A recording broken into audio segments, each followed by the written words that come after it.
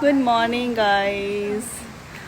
2-3 ਦਿਨਾਂ ਤੋਂ ਜਿਸ ਚੀਜ਼ ਦਾ ਇੰਤਜ਼ਾਰ ਸੀ, ਬਾਰਿਸ਼ ਦਾ, ਬੱਦਲ ਦਾ, ਠੰਡੀ ਠੰਡੀ ਹਵਾ ਦਾ, ਉਹ ਅੱਜ ਆ ਗਈ ਆ। ਸੋ ਤੁਸੀਂ ਦੇਖ ਸਕਦੇ ਹੋ ਬਹੁਤ ਅੱਜ ਬੱਦਲ ਹੋਇਆ। ਸੋ ਬਾਬਾ ਜੀ ਮੀਂਹ ਪੈ ਜਾਵੇ ਕਿਉਂਕਿ ਕਾਫੀ ਦਿਨਾਂ ਦੀ ਬੜੀ ਗਰਮੀ ਸੀ ਤੇ ਅੱਜ ਗਰਮੀ ਥੋੜੀ ਰਾਹਤ ਮਿਲੂਗੀ।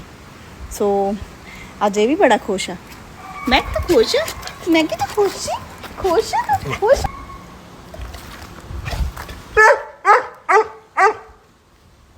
ਮੈਂ ਨਾ ਅੱਜ ਬਹੁਤ ਜ਼ਿਆਦਾ ਖੁਸ਼ ਆ ਕਿਉਂਕਿ ਅੱਜ ਬੱਦਲ ਹੋ ਗਿਆ ਹੈ ਤੇ ਜਿਸ ਦਿਨ ਬੱਦਲ ਹੁੰਦਾ ਹੈ ਤੇ ਇਹਨੂੰ ਗਰਮੀ ਤੋਂ ਥੋੜੀ ਰਾਹਤ ਮਿਲਦੀ ਹੈ ਤੇ ਬਹੁਤ ਖੁਸ਼ ਹੁੰਦਾ। ਫਿਰ ਐ ਖੁਸ਼ੀ ਨਾਲ ਸਾਰਿਆਂ ਨੂੰ ਬੋਲਦਾ ਵੀ ਮੇਰੇ ਨਾਲ ਆਣ ਕੇ ਖੇਡੋ। ਹੁਣ ਮੈਨੂੰ ਵੀ ਇਹ ਬੋਲਦਾ ਪਿਆ ਵੀ ਮੇਰੇ ਨਾਲ ਖੇਡ ਪਾ।